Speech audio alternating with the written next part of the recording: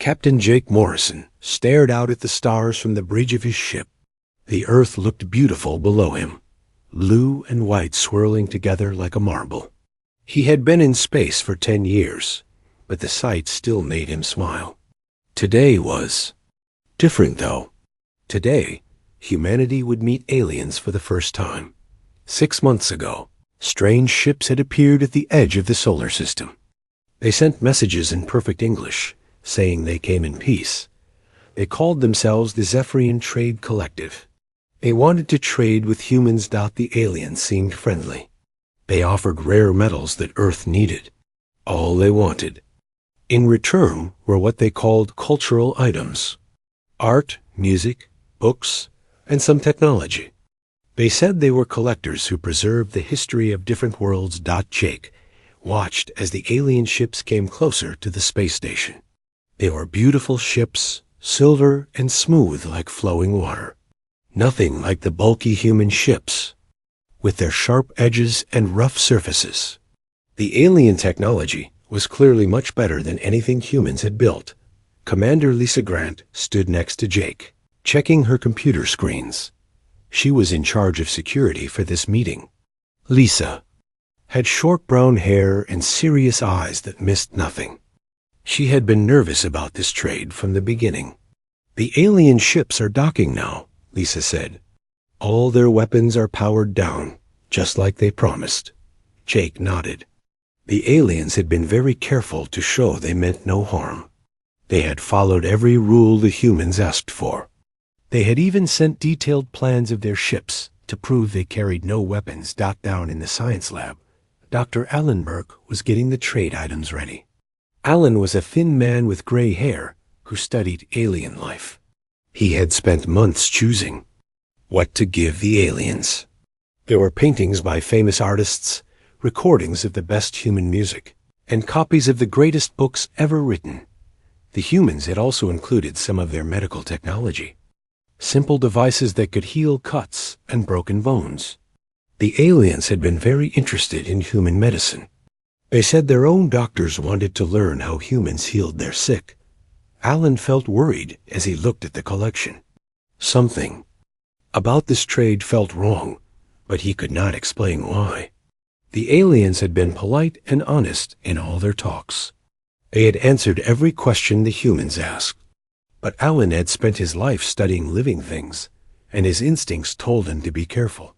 The alien leader came aboard the space station through the docking tube. It was tall and thin with pale blue skin and large black eyes. It wore a simple white robe and carried a small device that translated its words into English. "Greetings, humans," the alien said through its translator. "I am Trade Leader Vex. We are honored to exchange knowledge with your people." Jake shook hands with the alien. Its skin felt cold and smooth, like touching metal. "Welcome to our station, Trade Leader Vex. We hope this is the beginning of a long friendship between our peoples."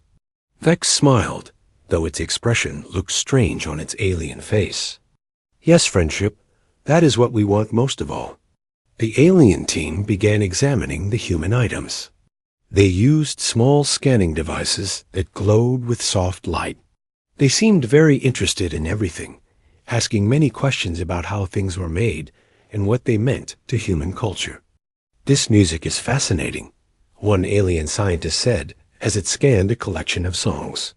"The mathematical patterns are unlike anything we have seen." Dr. Burke showed them the medical devices. "This scanner can see inside the human body without cutting it open," he explained. "And this device can mend broken bones in minutes instead of weeks." The aliens were very excited about the medical technology. They asked many detailed questions about how it worked. They wanted to know about human biology and how the devices were programmed. As the hours passed, Jake began to feel proud. The trade was going perfectly. The aliens seemed amazed by human creativity and science. They kept saying how advanced human culture was, even though their own technology was clearly much better. "Your people are remarkable," Trade Leader Vex told Jake. "In all our travels, We have rarely seen such innovation in such a young species. The aliens had brought their trade goods, too. Rare metals that would help humans build better spaceships. And computers. Elements that did not exist on Earth and could not be made in human laboratories. The payment was worth more than anything humans had ever owned. But then Trade Leader Vex made an unexpected request. "We are so impressed with your culture," the alien said. "Would it be possible to see more examples? Our archives would benefit greatly from a more complete collection." Jake looked at Lisa, who frowned. They had already given the aliens everything. That was planned for the trade. "What kind of additional items are you looking for?" Jake asked. "Perhaps some of your digital archives," Vex said casually. "Music and art files, historical records, scientific papers. Just copies, of course. We would not take the originals." Dr. Burke felt his worry grow stronger. "That would include a lot of information, much more than we discussed." "We understand," another alien scientist said, "but your culture is so rich. We want to preserve it properly in our great library. Future generations of both our peoples will benefit." The alien seemed so sincere that Jake found himself nodding. "I suppose we could provide some additional files, as long as it helps build understanding between our peoples." Lisa stepped closer to Jake. "Captain, perhaps we should discuss this with Earth first." But Trade Leader Vex looked disappointed. "Of course, if you do not trust us. We had hoped our friendship was stronger than that." Jake did not want to offend the aliens. This was humanity's first contact with another intelligent species. He wanted it to go well. "No, it's fine. We can provide some additional materials." The aliens brought out more scanning devices, larger ones that they said could copy digital files very quickly. They connected them to the station's computer system with permission from the human technicians. "This will only take a few minutes," Vex assured them. "We will copy only cultural items, nothing else." But the scanning devices worked much faster than expected. In seconds, they had copied far more data than should have been possible. The lights on the station flickered as massive amounts of information flowed through the computers. "What's happening?" Lisa demanded, but the aliens just smiled. "A small technical error," Vex said. "Our machines are more efficient than we expected." By the time the aliens finished, they had taken everything.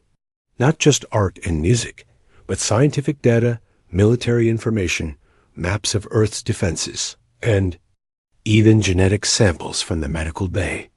They had copied the entire contents of the station's computers. "Thank you for this wonderful trade," Trade Leader Vex said, as the aliens prepared to leave. "Your culture will be preserved forever in our archives." Jake felt sick as he realized what had happened. The aliens had not made a mistake. They had planned this from the beginning. They had stolen everything that made humanity unique. As the alien ships disappeared into space, Jake stood on the bridge feeling like a fool. The aliens had seemed so friendly, so honest, but they had lied from the very beginning. They had not come to trade. They had come to steal. Lisa's computer screens showed the damage. The aliens had taken blueprints for every human weapon, maps of every major city, and detailed information about human psychology and behavior. They had everything they needed to destroy humanity. What have we done? Jake whispered as he watched the last alien ship vanish among the stars. 3 weeks had passed since the aliens left, and Captain Jake Morrison could not sleep. Every night he saw Trade Leader Vex's fake smile in his dreams. The alien had fooled him completely, and now humanity was in terrible danger. Jake stood in the command center on Earth, surrounded by the planet's best military leaders. Everyone looked worried. The stolen information could be used to destroy every human city and military base. The aliens knew everything about human weaknesses now. "We still don't know what they're planning," said General Marcus Webb, a big man with gray hair and angry eyes. The aliens could attack tomorrow or next year. We have no way to know. Dr. Patricia Wells entered the room carrying a tablet computer. She worked at the Deep Space Monitoring Station, watching for signals from other worlds. Patricia was a small woman with long red hair who rarely left her laboratory. If she was here, it meant something important had happened. I've been tracking energy signals from the Zephyrian home system, Patricia said, her voice shaking with excitement. The readings are unlike anything I've ever seen. They're building something huge. She showed them the data on her tablet. Strange. Energy patterns were coming from deep space, far stronger than anything the aliens had shown before. The signals suggested massive construction projects happening in their home system. What kind of construction? Jake asked, though he already feared the answer. I think they're building weapons, Patricia said quietly. Big ones. The energy signatures matched the patterns we'd expect from large military factories. The room fell silent. Everyone understood what this meant. The aliens were using stolen human knowledge to build an invasion fleet. They had not come to trade or make friends. They had come to study humanity before destroying them. Admiral Kevin Price, the head of Earth's space forces, stood up slowly. He was an old man who had fought in many wars, but his hands shook as he looked at the data. How long do we have? Based on the construction rate, maybe 6 months, Patricia answered. Maybe less if they're working faster than I think. Lieutenant Colonel Steve Hayes raised his hand. He was a young officer who led the military's best reconnaissance teams. Sir, request permission to take a stealth ship and get closer. We need to see what they're really building. Admiral Price nodded. Approved. Take the UE Shadow and your best people. But be careful, Colonel. If they catch you, we'll never know what's coming. 2 days later, Steve Hayes and his team were flying through deep space in the Shadow, humanity's most advanced stealth ship. It was small and fast, designed to be invisible to enemy sensors. With him were 5 of the military's best soldiers and scientists. Communications specialist Nancy Ford sat at her station, listening to alien radio signals. Nancy had learned the Zephyrian language during the trade talks, and now she was trying to understand what the aliens were saying to each other. I'm picking up lots of chatter, Nancy reported. They're definitely building something big. The words they use suggest military construction. The Shadow flew for 3 days before reaching the edge of Zephyrian space. What they found there made everyone sick with fear. Hundreds of alien ships moved around massive space stations. Giant factories floated in orbit around the alien homeworld, glowing with the light of constant work. Dear God, whispered Dr. Ellen Brooks, the team's science officer. Look at the size of those weapons. Through the ship's telescopes, they could see enormous guns being built. Ships the size of human cities were taking shape in the alien shipyards. The weapons looked familiar, though. They were based on human designs, but made much larger with. Alien Technology. Steve ordered the ship to move closer, staying hidden behind a small moon. They needed better pictures to send back to Earth. As they got nearer, Nancy's equipment picked up more alien communications. Wait, Nancy said suddenly, her face going pale. I'm translating their messages. This is about more than just Earth. She worked quickly, typing alien words into her computer translator. As the messages became clear in English, everyone gathered around her station. They're talking about something called the Collection Protocol, Nancy explained. It sounds like they've done this before, many times. The alien messages told a horrible story. The Zephyrians were not just traders or explorers. They were conquerors who had perfected a terrible method. First, they would visit a new world pretending to want friendship and trade. They would study that world's people, learning their technology, culture, and weaknesses. Then they would go home and build weapons specifically designed to destroy that world's defenses. They had done this to dozens of different species across the galaxy. The stolen human knowledge was just the latest addition to their collection. They call it the Great Archive, Nancy translated, her voice full of horror. They preserve the knowledge of every species they destroy. They think they're doing something noble by keeping these cultures alive in their computers. Steve felt sick. The aliens had not just stolen from humanity. They had committed genocide again and again, always telling themselves they were preserving knowledge instead of destroying lives. The Shadow's sensors detected something new. A massive alien ship was leaving the main construction facility. It was shaped like a human destroyer, but 10 times larger. The weapons it carried were based on human missile designs. They're testing their new ships, Dr. Brooks observed. Ships, built to fight humans using our own tactics against us. Nancy intercepted more communications. They're talking about the human homeworld. They call it Target Prime. The invasion fleet will be ready in 4 months. Steve had seen enough. He ordered the Shadow to retreat before the aliens discovered them. They had to get this information back to Earth immediately. Humanity needed to know what was coming. As they flew home through the darkness of space, Steve thought about the aliens' arrogance. They believed they understood humans completely because they had stolen human knowledge. They thought they could predict how humans would react to an invasion, but the aliens had made one critical mistake.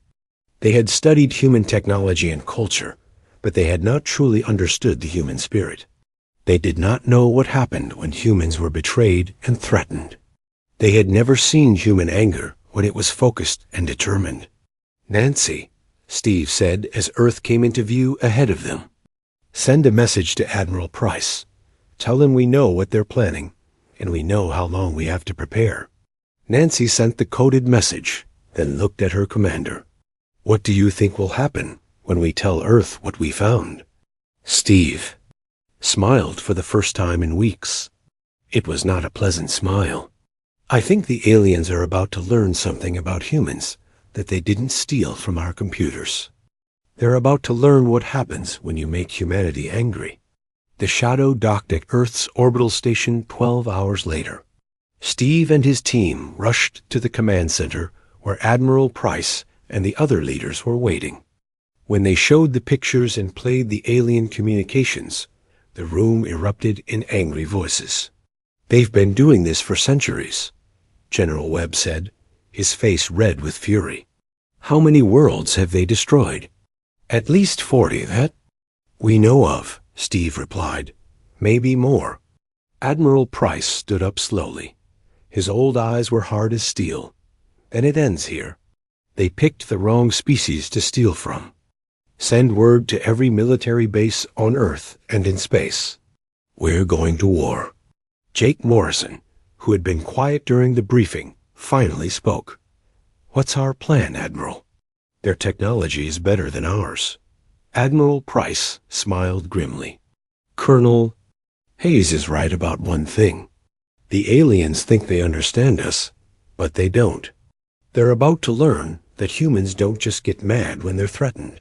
We get creative. And there's nothing more dangerous in the universe than an angry human with a good idea. General Marcus Webb walked through the underground military base beneath the mountains of Colorado. Workers rushed past him carrying strange new weapons and equipment. The base had become the center of Operation Payback, humanity's plan to strike back at the aliens before they could invade Earth. 4 weeks had passed since. Lieutenant Colonel Steve Hayes brought back the terrible news. Now every human military base was working day and night to prepare for war. But this would not be the kind of war the aliens expected. Marcus stopped at the main planning room where Admiral Kevin Price was studying battle maps with his best officers. The room was full of computer screens showing alien ship designs and human weapon plans. Everyone looked tired, but their eyes burned with determination. How are we doing, Admiral? Marcus asked. Admiral Price looked up from his papers. His old face showed the strain of constant work. but he smiled. Better than I hoped. Dr. Wells made a discovery that changes everything. Dr. Patricia Wells entered the room carrying a thick folder. She had been working without sleep for days, studying the alien technology they had captured during the trade. Her red hair was messy, and her clothes were wrinkled, but her eyes were bright with excitement. The aliens made a huge mistake when they stole our information, Patricia said, setting her folder on the table. They copied everything, including the flaws and backdoors our engineers put in sensitive systems. She opened the folder to show computer code and technical drawings. Every important human technology has hidden weaknesses built into it. We do this on purpose in case our enemies steal our designs. The aliens don't know about these secret flaws. Captain Jake Morrison leaned forward to look at the papers. He had been working with the engineering teams since returning from the space station. What kind of flaws are we talking about? Programming. Errors that can be triggered remotely, Patricia explained. Weapon systems that can be shut down with the right signal. Computer viruses hidden in medical software. The aliens think they're using perfect copies of our technology, but they're actually using time bombs. Commander Tony Clark, the head of military engineering, nodded with satisfaction. My teams have been building activation codes for all these hidden flaws. When the aliens attack using our stolen designs, we can turn their own weapons against them. Admiral Price spread out a large map of space showing the alien home system. Here's the plan. We're not going to wait for them to invade Earth. We're going to hit them first, right in their own territory. Marcus studied the map. It showed the location of alien factories and military bases that Steve Hayes had discovered during his reconnaissance mission. That's a bold plan, Admiral. Maybe too bold. Their home system is heavily defended. Yes, but they're defending against conventional attacks, Admiral Price replied. They built their defenses based on what they learned about human military tactics. They expect us to fight the way our stolen war plans say we should fight. Commander Lisa Grant, who had been quiet during the meeting, finally spoke up. So we don't fight the way they expect. We do something completely different. Exactly, Admiral Price said.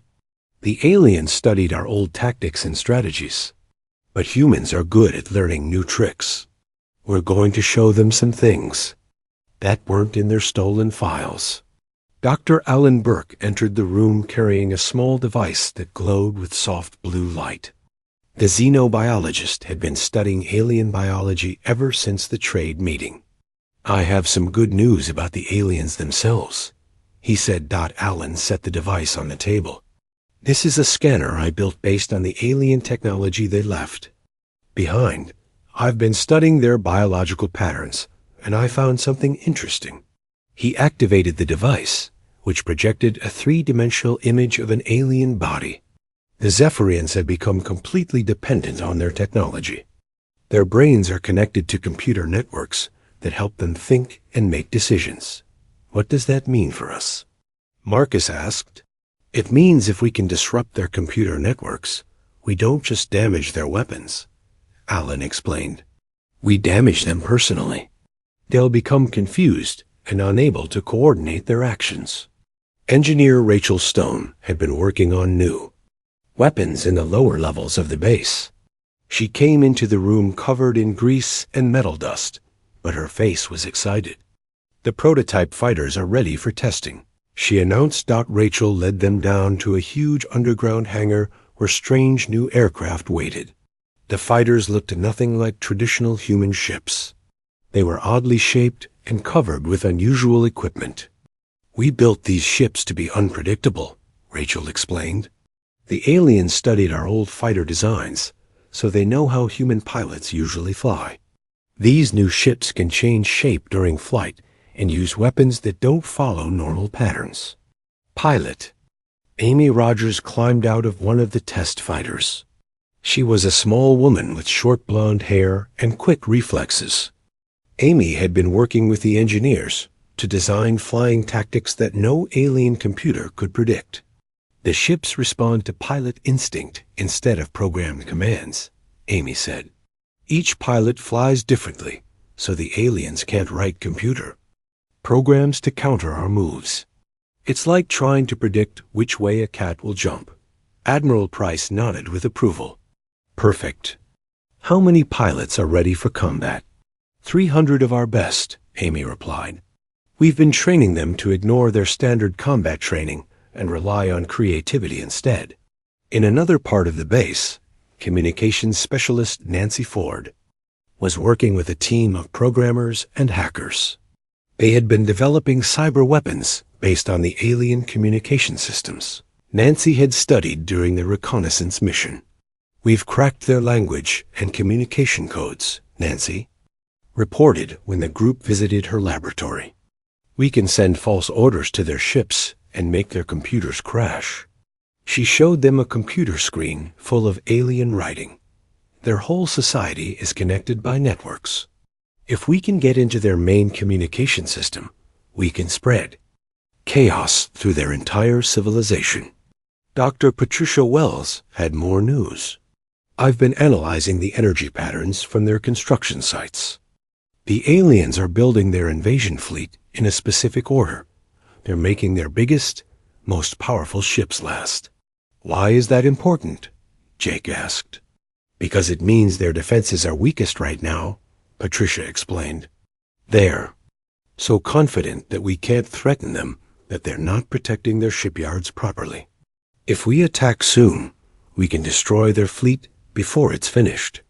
Admiral Price called everyone together around the main planning table. We have our window of opportunity. The alien fleet won't be ready for 6 weeks, but their defenses are weak now. We launch Operation Payback in 10 days. The room fell silent as everyone understood what this meant. Humanity was about to attack an alien civilization with technology far beyond their own. It was a desperate plan that could save Earth or doom it. Are you sure about this, Admiral? Marcus asked quietly.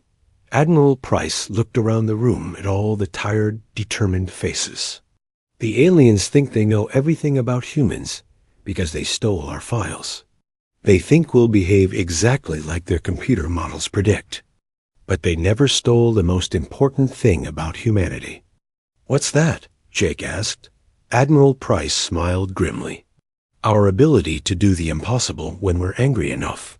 They wanted to see human culture, so we're going to give them a demonstration they'll never forget. The next 10 days passed in, a blur of final preparations. Ships were loaded with the new weapons. Pilots practiced their unpredictable flying techniques. Hackers prepared their cyber attacks. Engineers checked and rechecked every system. On the morning of the attack, Admiral Price stood before his assembled forces. Thousands of soldiers, pilots, and technicians filled the base's main assembly hall.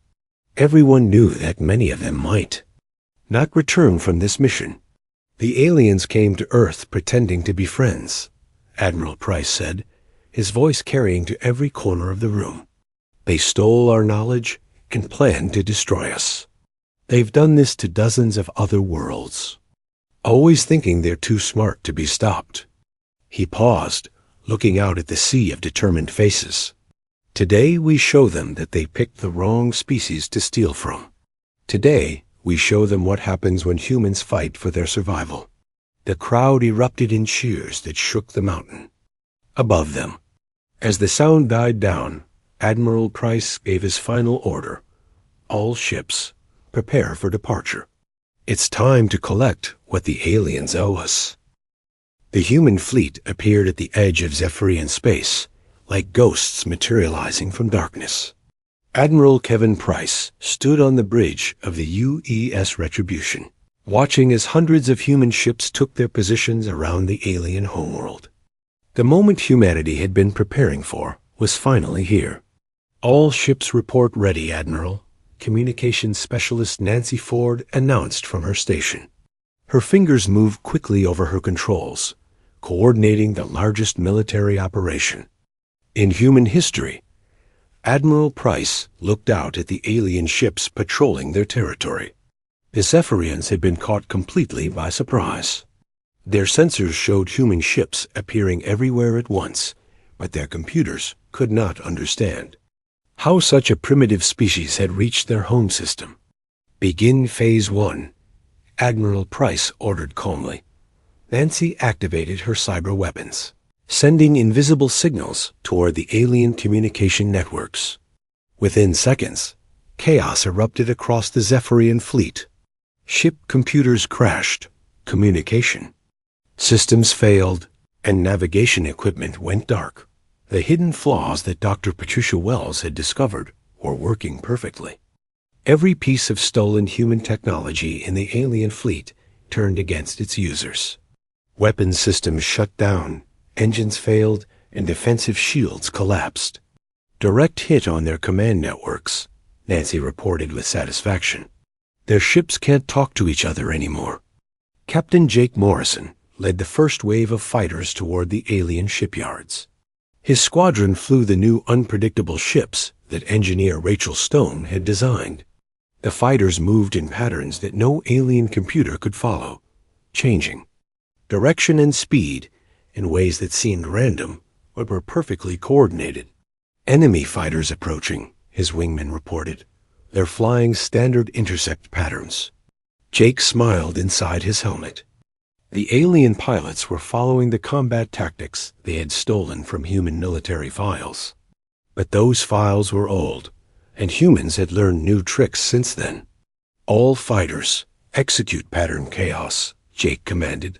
The human fighters suddenly split apart in all directions, each pilot following their own instincts instead of any programmed formation. Some flew straight up, others dove down, and several actually flew backward while shooting. The alien pilots had never seen anything like it. Their targeting computers tried to predict where the human ships would go next, but there was no pattern to predict. Every human pilot flew differently, making it impossible for the aliens to coordinate their defense.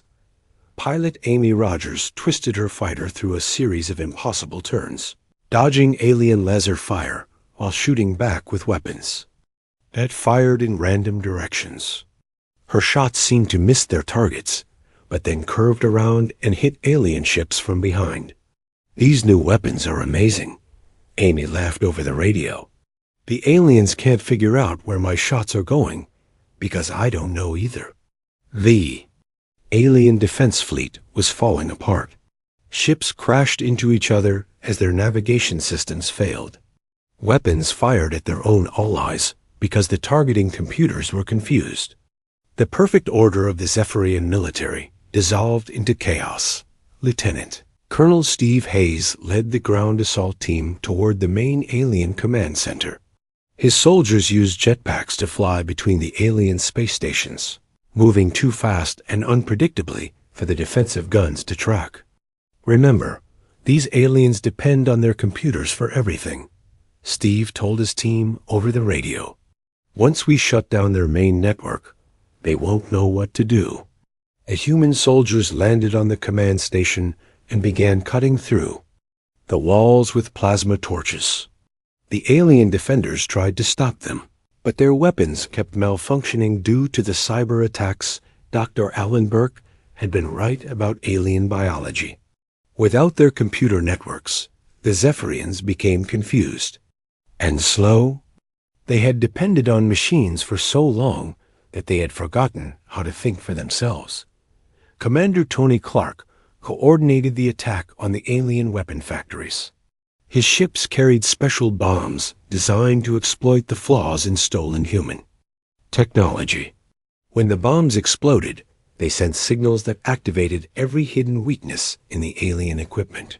"Factory Complex Alpha is down," Tony reported as a massive explosion lit up space. All their construction equipment just turned itself off. One by one, the alien shipyards went dark. The invasion fleet they had been building for months was destroyed before it could launch. Ships that were nearly finished tore themselves apart. As their own systems turned against them, Admiral Price watched the battle unfold with grim satisfaction. The aliens had thought they were so clever, stealing human knowledge and using it against them. But they had never understood that humans were always improving, always adapting, always finding new ways to fight. "Admiral, we're receiving a transmission."